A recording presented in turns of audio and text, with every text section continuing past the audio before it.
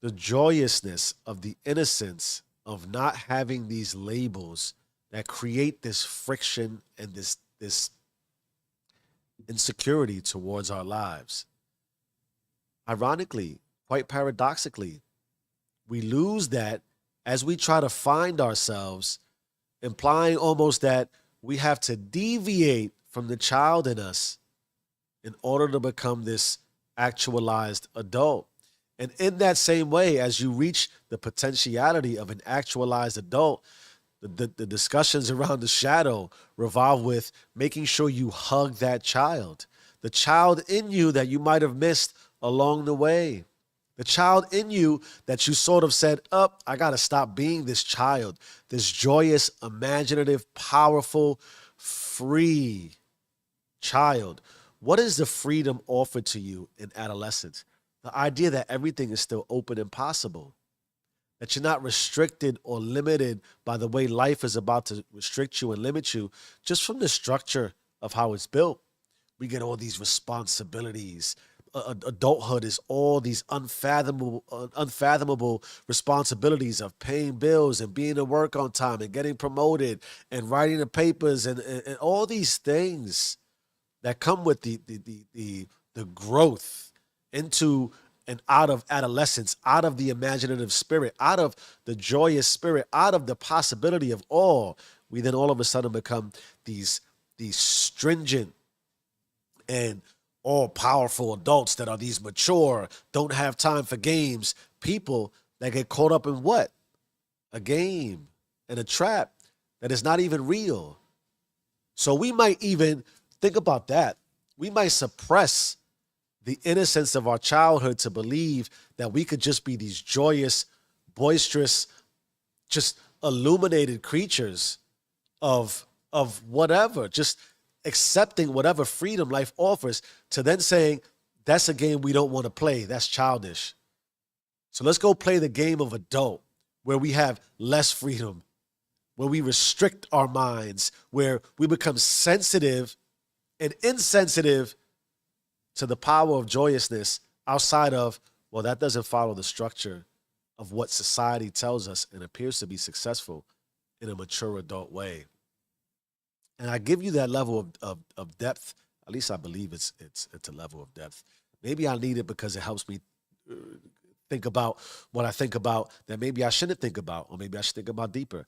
I don't know, but it goes back to the things you think, the thinking things we are, pen in hand, book below me, that journaling could be so important to the evolution of the maturation process of self, the constant improvement of self, the day over day over day, the compound effect, the week over week, the month over month, the year over year, the non-stop, always until death process of reaching new levels and heights. No te muevas, cabroncito. If you're going to move forward. If you're going to go, move ahead. If you're going to do something, make it progressive in whatever way you believe it should be progressive, in whatever way you believe it should make you feel, in whatever spirit you want to be spirited in, whether childlike or not.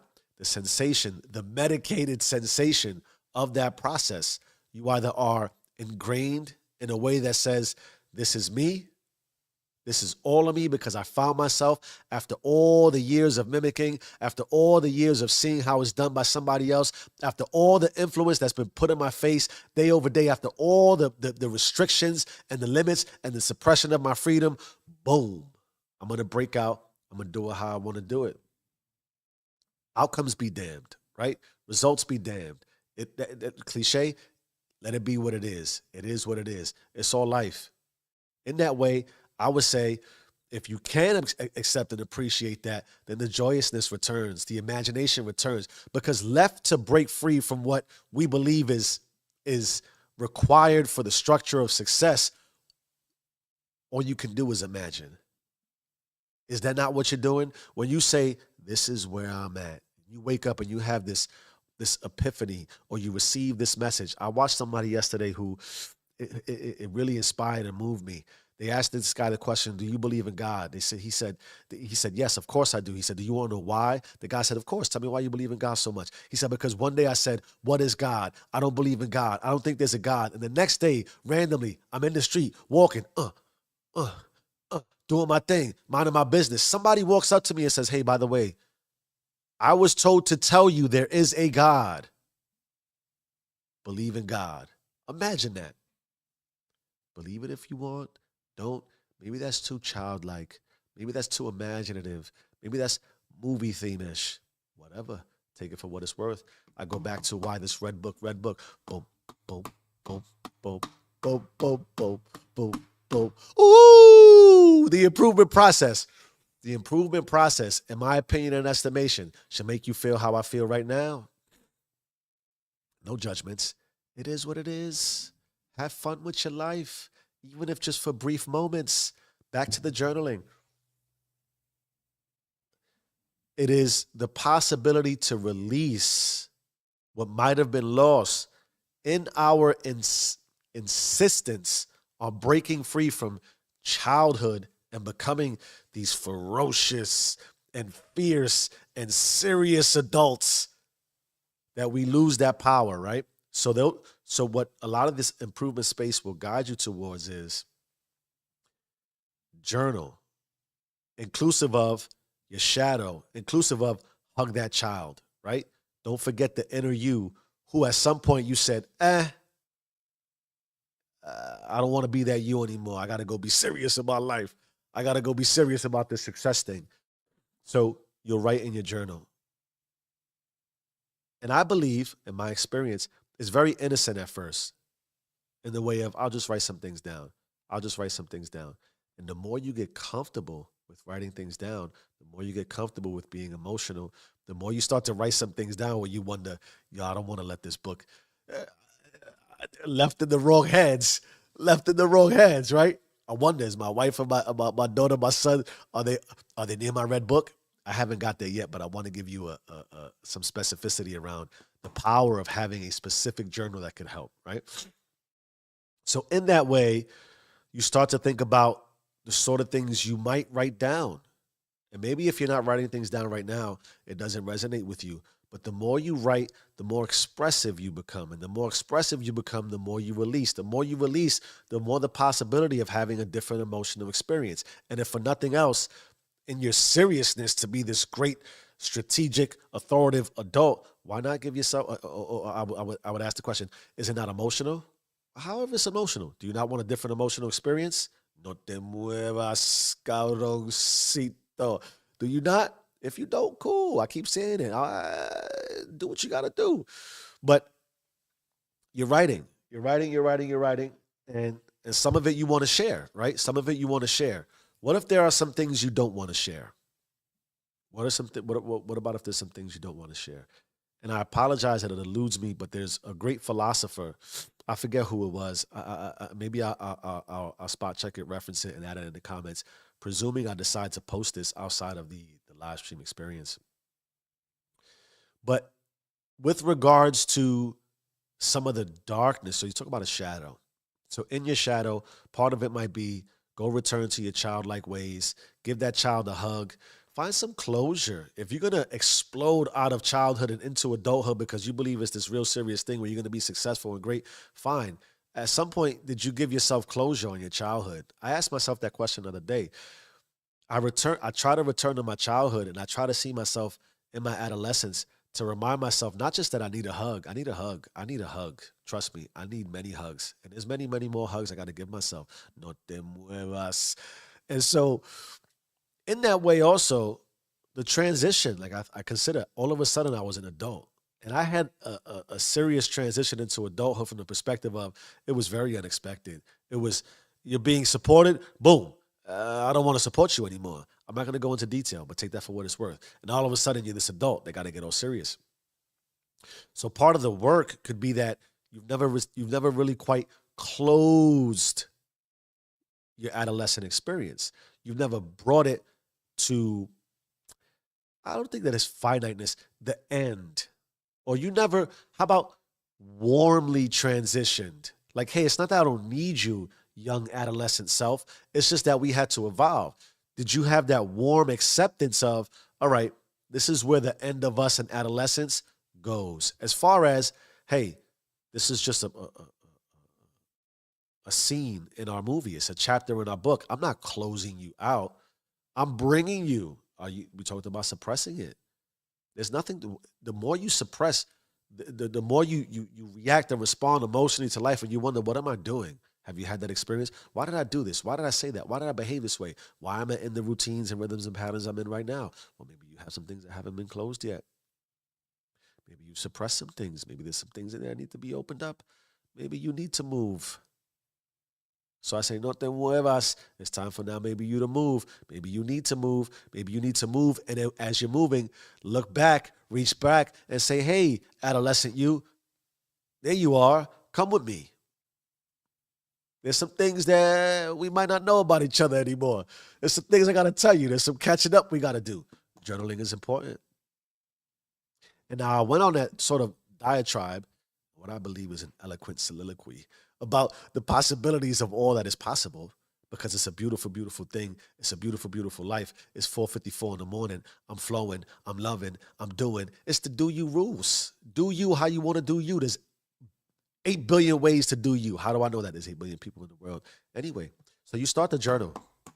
Bum, bum, bum, bum, bum, bum, bum, bum. Is that what is that? The Impossible? Ah, that's Mission Impossible. It's in my head. Whatever. Judge me or not. Let me give you the raw and real on the possibility of another journal. So this great, oh, don't drop the pen that makes me look so authoritative. Like I know exactly what I'm talking about. Think about that. That somebody could be like this, you need to, and you're like, oh my God, this guy's serious. He knows what he's talking about. All you really do is know him through a camera. I'm just saying, I question my life like that sometimes. Having a book, I talk about this, the deep, dark red book, right? Having a journal where you write down all the things you might lust for and all the things you might want to do that you know you don't really want to do because maybe you're coveting, maybe you're lustful, maybe you're envious, maybe you're jealous, maybe you're sending somebody to hell in your head. We get dark with our thoughts. I'm just saying, let's have a moment here of possibility.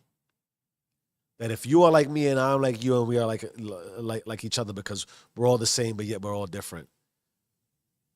The types of things that go on in our head that we wouldn't want, nope, like this book here, I don't care who reads this. My daughter, my son, my wife could pick it up. There's nothing in there that they shouldn't see. Imagine having a book of thoughts that nobody should see. Why? Because I write them down because I wouldn't want to do these things. I wouldn't want to. And pick a thing, anything that you don't want to do, right? Are there things in your life that you look at and you know, I sort of don't want to be in that rhythm and pattern and habit. I don't want to, again, use the words and then peel back what those words and what we might apply them to. We talk about possibly the 7 deadly sins. Whether you believe or not, I'm not a believer specifically in the book, but I'm deeply faithful in God, right? What are we gluttonous over? What are we, even our lies, even our secrets, the power that could be if we can release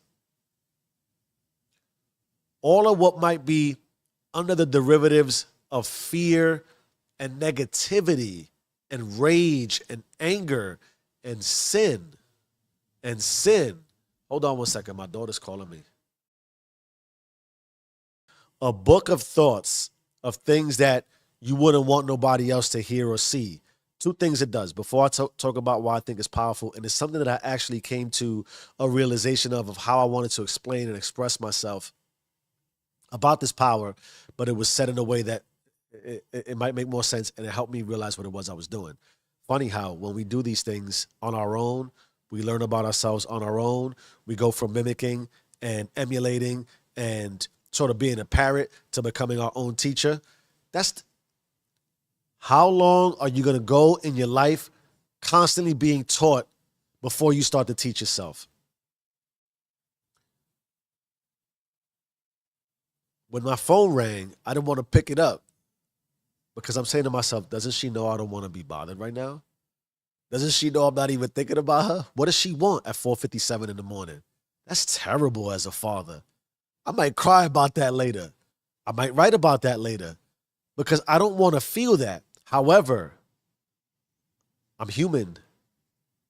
That's the human experience. I need to resolve that. I need to understand and also not judge. If I'm doing something I love, which I'm doing right now, it's not that I love this more than my daughter, not even close. And that's also what I had to remind myself of as I went through the process. But I'm not expecting to be bothered. Think about the mental space you're in. I am alone intentionally. My mind is thinking, no one needs me right now. That's why I do this when I do it. Like, you think 3:30 in the morning is fun? It is for me now. But it's intentional in that I can't do this at 7 or 8. Forget the other structure I have in my life, the 9 to 5 and the things. I'm a family person. How else would a father with a wife and children find time for himself, or a mother for herself, or a person for themselves? I wait for it. You can't. So it's not that I'm forced into this. I learned. If I have learned to want to take care of myself and resolve myself every single day, I need time to do it. I need time alone, unbothered. So I'm not expecting to be stimulated by any of my other roles. For all intents and purposes, while I'm doing this, I'm merely a person talking into a mic.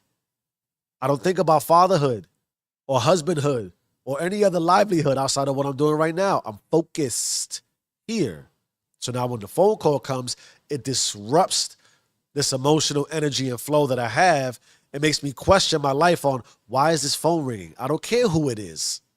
Why? Because that's, I think, a very standard and typical emotional response.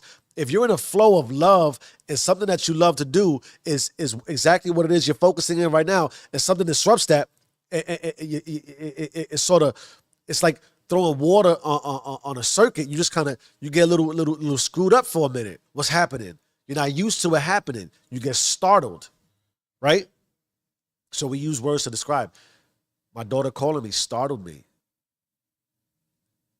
And left to not rationalize and reason with my emotion, I just simply went through an experience of, why is my phone ringing? Now, when I do that, I run the risk of not responding in a way I want to respond to. It goes back to my virtuousness and my ethics. So it takes a moment to pause and reflect, to say, whoa, that is my daughter. She's calling me for a reason. Why else would she call me at 4:57? And sure enough, she needed some medication. Now, when she asked for the medication, I first said, give me 10 minutes. I had to say, wait. That's not, this is not more important than my daughter. I do this for her. I do this for my family. So, but I had to, part of that came out of me. She could wait 10 minutes. No, she can't. And she could, technically. She's not dying. She's a little Theraflu. She got a little cough. She'll be all right. But why make her wait 10 minutes? For the mic? No, I can come back to it. Took me 2 minutes. I got to walk up 2 flights of stairs. That part of it, this is how we become ungrateful. I got to stop recording. I'm going to lose my flow. I got to go up these stairs. I got to get the medication, to go up another set of stairs, to go into her room. Those are all beautiful things. But context is everything. The context around stopping, fulfilling myself to go do this, which is in the moment less fulfilling. It sounds terrible. This is why we write these things down. Can point you towards anger, rage, and all these other things. So we use the book to do that. However, one of the things that was written down by this philosopher was that after you write down what might spurn or invoke the emotional experience of envy and jealousy and rage and lust and gluttony and all these things, right? Think 7 deadly sins again. If you could write it down, I wanted to do this with that person. I wanted to do this to that person. I wanted to think this about that. I wanted to do this about that. the process of writing it out, which I believe and what I've learned is what I always do. Take, for example, if you haven't followed me enough to know I was an alcoholic for a long time, right? When that demon surfaces, because it will, I don't, like, I didn't, someone asked me the other day, what was your process for stopping? I just stopped. Was it the right way? I don't know. Could I have suppressed many things? Possibly. Possibly. I certainly suppressed a version of me where it was like, I like this. I like doing this because otherwise, why would I do it? So my point to that is this. My point to that is this. When I get the demon and the urge to drink, I don't just, no, stop. God, please help me. I say, okay, let's do this. Let me go through the idea of what I want to drink. Let me see the bourbon. Let me see the rum and coke. Let me see me pouring the ice. Let me see me and feel the process of making myself a drink. Then let me drink it. And let me drink another and another and another. And then let me remember and go through what happens when I'm done with that. Ultimately, I go through the process mentally, and this happens really fast because if you haven't realized, consciousness and your thoughts and your mind move super fast. So I go from the instancy. This is the part of the instant gratification that I think is difficult that we overlook sometimes. We submit to the immediacy and the instancy of the pleasure to say, ooh, this is going to be great. We know the end result, but we ignore that. So we fall trapped to the instancy and the immediacy. Why? Because we don't walk all the way through. We just arrive at the instancy of hangover, terrible, sucks, and we deal with it when it gets there.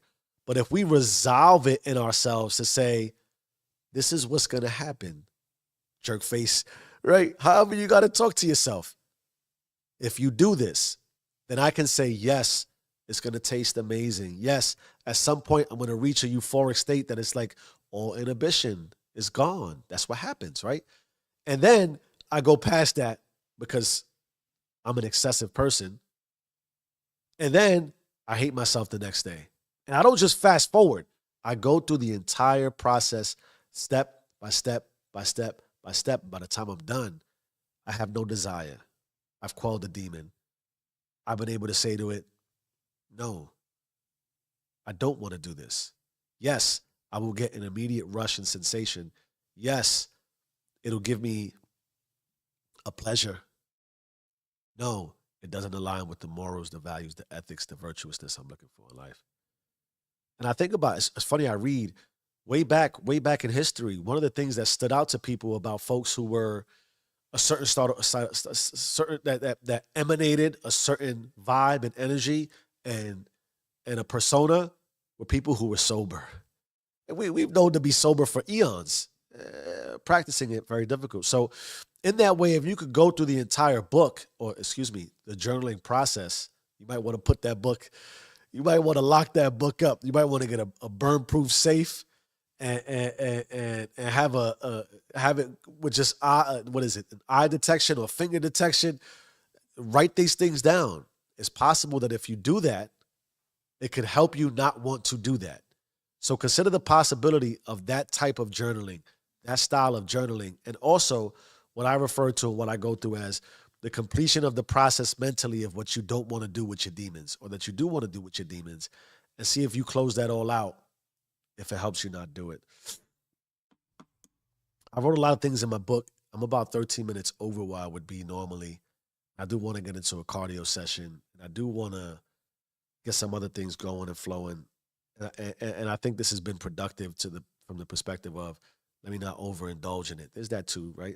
If it was up to me, I'd probably record my entire life. You wouldn't want to watch it, probably, because sometimes I don't want to watch myself. But the indulgence, right? Knowing when sort of, should I keep going? Should I end it? Here we go. This is something I thought about. I wrote this down and I'll go to it. I could talk about whatever I want to talk about because I can. We can talk about whatever we want to talk about because we can. We can wrap it in whatever context we want to wrap it in to make it make sense for us. But ultimately, which is why I work really hard on not judging, not providing explicit directive in the sense that I'm telling you what you should be doing and how you should structure and what you should follow. I just say that this is possible. I just say that this is what I've learned, because the message here that I wrote down is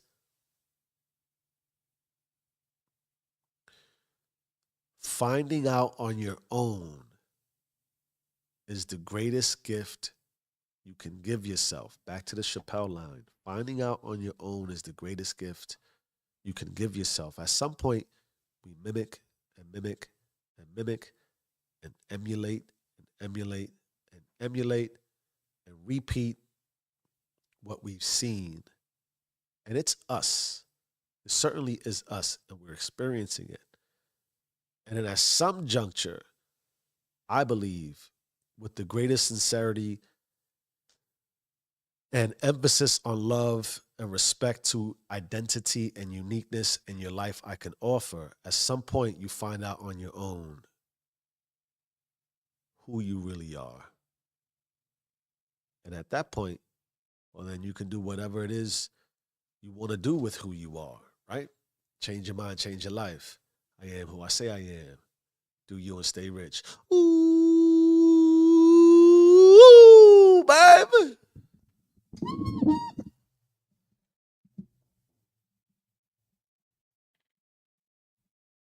Yes, Layla?